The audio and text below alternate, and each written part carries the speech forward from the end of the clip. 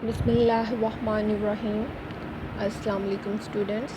मैं उम्मीद करती हूँ कि आप सब लोग खैरियत से हैं और आपको कंप्यूटर साइंस की क्लास में खुशामदीद कहती हूँ। आइए हम अपनी आज की क्लास का बाकायदा आगाज़ करते हैं। आज जो टॉपिक हम डिस्कस करने जा रहे हैं वो है लॉजिकल मॉडल और physical model in a detail. इनको हम डिटेल में देखेंगे। फर्स्ट क्वेश्चन जो है वो आपका है, explain different component of a logical model in a detail. Logical model के क्या क्या कंपोनेंट्स हैं उनको डिटेल में डिस्कस करना है। तो लॉजिकल मॉडल जो होता है उसमें डेटा से रिलेटेड इंफॉर्मेशन, डेटा की टाइप वगैरह जो है वो डिस्क्राइब की जाती है। एंटिटीज़ क्या हैं, उनके रिलेशनशिप क्या हैं, ये सारी चीज़ें देखी जाती हैं। आइए इसकी जो डेफिनेशन, जो तफसील यहाँ पे बताई गई है उसको लेके चलते हैं। The logical model contain the definition of a data to be store in a database. Logical model जो है वो डेटा की वो डेफिनेशन रखता है जिसको हम डेटाबेस के अंदर स्टोर करने जा रहे हैं। It also contain the rules, ये रूल्स भी फॉलो अप करते हैं and information about the structure and type of data, कि डेटा की क्या टाइप है उससे रिलेटेड इंफॉर्मेशन भी लॉजिकल मॉडल के पास होती है। All entities, their attribute, their relationship are describe in a logical model. Logical model के थ्रू हम तमाम एंटिटीज़ और उनके रिलेशनशिप जो है वो डिस्क्राइब करते हैं। It is complete description of data store in a database. It means कि जो भी डेटा डेटाबेस के अंदर स्टोर करना है उसकी कंप्लीट डिस्क्रिप्शन जो है वो लॉजिकल मॉडल के थ्रू बयान की जाती है या लॉजिकल मॉडल के ज़रिए उसको डिस्क्राइब किया जाता है। मज़ीद हम देखते हैं, an overview of a logical design process is as follow. यानी लॉजिकल डिज़ाइन प्रोसेस के जो जो फेजेस हैं, हम कैसे स्टार्ट लेते हैं, वो ये सारे फेजेस जो हैं ये एक ग्राफिकल रिप्रेजेंटेशन के ज़रिए शो करवाए गए हैं। फर्स्ट नंबर पे एंटिटीज़ को रिप्रेजेंट किया जाता है। देन एंटिटी को रिप्रेजेंट करने के बाद उनके दरमियान रिलेशनशिप्स जो हैं वो क्रिएट किए जाते हैं। फिर रिलेशंस को मर्ज किया जाता है and the fourth number normalize relations को नॉर्मलाइज़ किया जाता है। चलें वन बाय वन इन सब चीज़ों को देखते हैं कि ये सारी जो है इनके मज़ीद डिटेल जो है वो किस तरह से है, हम किस तरह से रिलेशंस को मर्ज करेंगे, किस तरह से रिप्रेजेंट करेंगे, कैसे नॉर्मलाइज़ करेंगे, ये सारी चीज़ें जो हैं वो देखते हैं।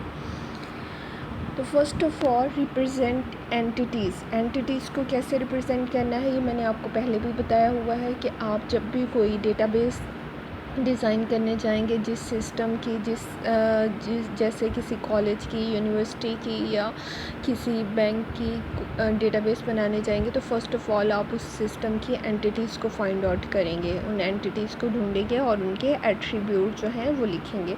एट्रीब्यूट जो है ओवल शेप में लिखे जाते हैं और एंटिटी जो है वो आपकी रेक्टेंगल शेप में आती है। Each entity in ER diagram is represented as a relation in a relational model. इसका क्या मतलब है कि हर एंटिटी जो हम रिप्रेजेंट करते हैं ER डायग्राम में वो बाद में टेबल बन जाता है, वो उस एंटिटी का टेबल बन जाता है।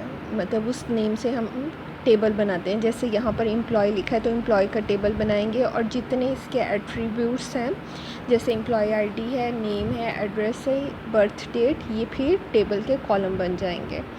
In this process the name of entity becomes the name of relation. यही मैंने आपको बताया कि वो टेबल का नेम बन जाता है। The identifier of a entity type becomes the primary की ऑफ अ रिलेशन। जो आइडेंटिफायर होता है, जैसे यहाँ पर आप देखें तो इसके नीचे लाइन लगी हुई है, इट मीन्स कि ये आइडेंटिफायर है, इसकी मदद से हम टेबल के अंदर से रिकॉर्ड फेच कर सकते हैं। तो ये हमारी प्राइमरी की कहलाएगी और टेबल के अंदर ये प्राइमरी की बन जाएगी। The remaining attribute of entity type becomes the non की एट्रीब्यूट। यानी बाकी के जो एट्रीब्यूट्स हैं वो टेबल्स की वैसे फील्ड होंगी, वो कीज़ नहीं होंगी। The following example explain the process of a converting a entity into a relation. यहाँ पर एक एंटिटी दी गई है एम्प्लॉय और इसके जो एट्रीब्यूट दिए गए हैं, एम्प्लॉय के नेम से अब हमारा टेबल बन जाएगा और जितने इसके एट्रीब्यूट हैं वो सारे के सारे टेबल के कॉलम बन जाएंगे। अब जिसके नीचे लाइन लगी हुई है ये आइडेंटिफायर है तो ये हमारी टेबल की क्या हो जाएगी, प्राइमरी की हो जाएगी। यही यहाँ पर डिस्क्राइब किया गया है। मज़ीद देखते हैं। नेक्स्ट स्टेप हमारे पास नंबर 2 है, रिप्रेजेंट अ रिलेशनशिप। अब आपने एंटिटी का टेबल बना लिया। अब एक एंटिटी का टेबल तो नहीं ना बनेगा, सिस्टम के अंदर तो बहुत सी एंटिटीज़ होंगी, उन सब का आप जो है वो टेबल बनाएंगे। उसके बाद है रिप्रेजेंट रिलेशनशिप। रिप्रेजेंट रिलेशनशिप में हम क्या करेंगे, each relationship in ER diagram must also be represented in a relational model। उसको भी रिलेशनल मॉडल के थ्रू रिप्रेजेंट किया जाता है। The representation depend on the nature of relationship, के रिलेशनशिप किस तरह का है। जैसे हमने बहुत से रिलेशनशिप पढ़े थे, 1 to 1, 1 to many, many to many। In some cases relationship can be created between a two relation in which one relation has the primary key and the other relation has a foreign key। इसका क्या मतलब है कि बाज़ात हम जब relation create करते हैं तो एक टेबल की प्राइमरी की जो है वो दूसरे टेबल के अंदर जब यूज़ हो रही होगी तो वो वहाँ पर फॉरेन की कहलाती है। इस हवाले से भी उन दोनों का रिलेशन जो है वो क्रिएट हो जाता है। In other cases a relationship can be created using a new relation that contain the primary keys attribute of a both relation as a foreign key। कुछ केसेस ऐसे होते हैं जहाँ पर रिलेशनशिप जो है वो क्रिएट किया जाता है यूजिंग अ न्यू रिलेशन, यानी एक नया रिलेशन बना के, that contain the primary keys attribute of a both relation as a foreign key, जिसमें दोनों रिलेशन की प्राइमरी की एज अ फॉरेन की इस्तेमाल हो रही होती है। Both attribute becomes the composite primary की ऑफ द न्यू रिलेशन। तो वो नए रिलेशन में कंपोजिट की बन जाती है, यानी दो कीज़ को मिलाकर जो प्राइमरी की बनती है उसको कंपोजिट की कहा जाता है। उसके बाद है हमारे पास है मर्ज रिलेशन। मर्ज रिलेशन में क्या किया जाता है, in some cases there may be a redundant relation. Redundant यानी जो डुप्लीकेट हो रही होती है value. It means that two और मोर रिलेशन में describe the same entity type. हो सकता है कि दो या दो से ज़्यादा रिलेशन जो हैं वो एक ही एंटिटी टाइप को डिस्क्राइब कर रहे हों, एक ही एंटिटीज़ की वैल्यू को बता रहे हों। The redundant relation must be मर्ज। जो रिडंडेंट वैल्यूज़ होती हैं उनको मर्ज किया जाता है, इकट्ठा किया जाता है, to remove the redundancy, redundancy को ख़त्म करने के लिए। This process is also known as a integration. इसको इंटीग्रेशन भी कहते हैं, यानी दो चीज़ों को आप कंबाइन कर देते हैं। जैसे अब यहाँ पर आप देखें दो टेबल्स का डेटा दिया हुआ है, जैसे एम्प्लॉय 1 और एम्प्लॉय 2। ये यहाँ पर अगर आप देखें एम्प्लॉय 1 के अंदर employee ID, name, address and phone है। एम्प्लॉय 2 के अंदर employee ID, employee name, address, designation, date of birth है। अब यहाँ पे देखें तो कुछ कॉलम्स यानी कुछ इनके एट्रीब्यूट जो हैं वो मिलते हैं। ये एम्प्लॉय 1 जो है वो टेबल का नेम है यानी एंटिटी है, एम्प्लॉय 2 भी एंटिटी है, और जो ब्रैकेट के अंदर जो लिखा गया है, जो वैल्यूज़ लिखी गई हैं, जो यहाँ पर ये एट्रीब्यूट को रिप्रेजेंट कर रही हैं। अब क्या होगा कि इन दोनों के जो एट्रीब्यूट्स सेम हैं उनको हम एक ही दफ़ा लिखेंगे और तमाम एट्रीब्यूट्स को इकट्ठा करके इन दोनों को रिलेशन को हम मर्ज कर सकते हैं। कहते हैं the above table employee 1, employee 2 describe the same entity employee. एक ही एंटिटी को रिप्रेजेंट कर रहे हैं, एम्प्लॉय के लिए यूज़ हो रहे हैं। दे कैन बी मर्ज, इनको हम मर्ज कर सकते हैं इनटू वन रिलेशन, एक रिलेशन में, यानी इनका एक टेबल बन सकता है। The result of merging the above relation is as follow. इसको मर्ज करने का करने के बाद जो ये किस तरह से होगा, जैसे अब ये मर्ज करके एक नया टेबल बना लिया गया है। एक नए टेबल के लिए एम्प्लॉय, इसको EMP, और इसके अंदर employee ID, name, address, phone, designation, date of birth, यानी जो एट्रीब्यूट जो है रिपीट हो रहे थे उनको एक ही दफ़ा लिख लिया गया है। तो ये हमारा दो रिलेशंस को मर्ज करके एक रिलेशन जो है वो क्रिएट कर लिया गया है। इस तरह से वैल्यूज़ जो है वो रिडंडेंट नहीं होंगी और आपका रिलेशन जो है वो रिपीटिंग वैल्यूज़ के बगैर जो है वो क्रिएट हो जाएगा।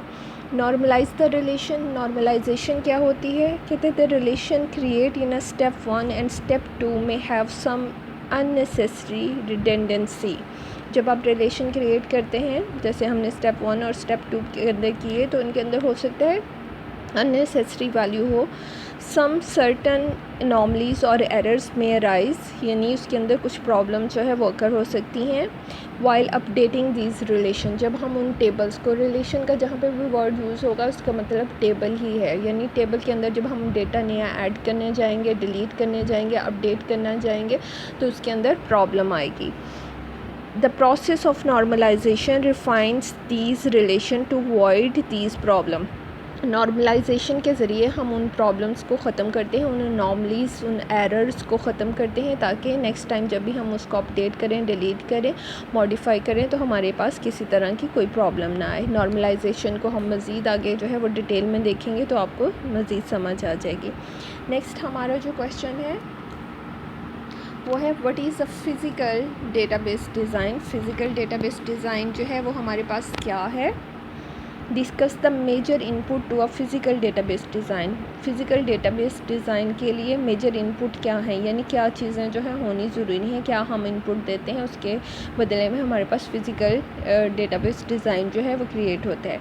फ़िज़िकल डेटाबेस डिज़ाइन अगर हम देखें तो ये क्या है. Physical database design is the last stage of a database design process. ये हम पहले भी पढ़ चुके हैं कि ये डिज़ाइन प्रोसेस का सेकंड लास्ट फेज़ है, ये सेकंड फेज़ है, लास्ट फेज़ है.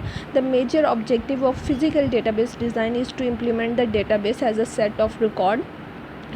फ़िज़िकल डेटाबेस डिज़ाइन का मकसद ये है कि हम डेटाबेस को इम्प्लीमेंट करें in the form of records, files और इंडेक्सेस की फॉर्म में, और भी डेटा स्ट्रक्चर जो है इसके लिए यूज़ किए जा सकते हैं.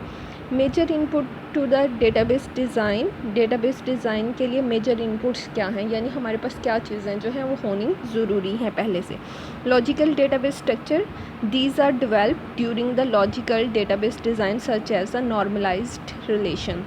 यानी हमारे पास लॉजिकल डेटाबेस डिज़ाइन स्ट्रक्चर होगा तो उसके बाद ही हम फ़िज़िकल डेटाबेस डिज़ाइन के ऊपर मूव करेंगे. तो लॉजिकल डेटाबेस डिज़ाइन में जैसे हम नॉर्मलाइज्ड रिलेशन जो है वो क्रिएट कर लेते हैं, तो ये हमारा जो है इसके लिए फ़िज़िकल डेटाबेस डिज़ाइन के लिए इनपुट होगा. User processing requirement. User processing requirement it include the size of frequency of database uses. यानी यूज़र की जो रिक्वायरमेंट है कि वो डेटाबेस को कितनी हद तक, कितना फ्रीक्वेंटली, कितनी यूज़ करना चाहता है, डेटा का वॉल्यूम क्या होगा, time, security, backup and recovery वगैरह, इसमें ये सारी चीज़ें आ जाएंगी.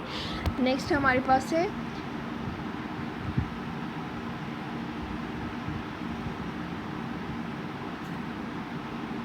characteristics of a database management system. It includes the characteristics of a database management system and other component of a computer operating environment. इसमें डेटाबेस मैनेजमेंट सिस्टम हमारे पास जो है वो किस तरह का है, वो किस तरह से जो है वो फैसिलिटेट करेगा डेटाबेस को और यूज़र को, ये सारी, और उसके अदर कंपोनेंट्स जो हैं जैसे कि ऑपरेटिंग इन्वायरमेंट जो है वो किस तरह से, किस इन्वायरमेंट में काम करेगी, ये सारी चीज़ें जो है वो characteristics of database management system में आ जाएंगी. ये यहाँ तक हमारे पास फ़िज़िकल डेटाबेस डिज़ाइन के स्टेप्स थे. नेक्स्ट क्वेश्चन जो है वो हम कल करेंगे. आज जो है आपने दो चीज़ें की, लॉजिकल डेटाबेस डिज़ाइन प्रोसेस और फ़िज़िकल डेटाबेस डिज़ाइन, इनको हमने डिटेल में देख लिया है. अगर आप लोगों के इससे रिलेटेड कोई क्वेश्चन है तो आप लोग मुझसे पूछ सकते हैं. नेक्स्ट लेक्चर के लिए अल्लाह हाफ़िज़.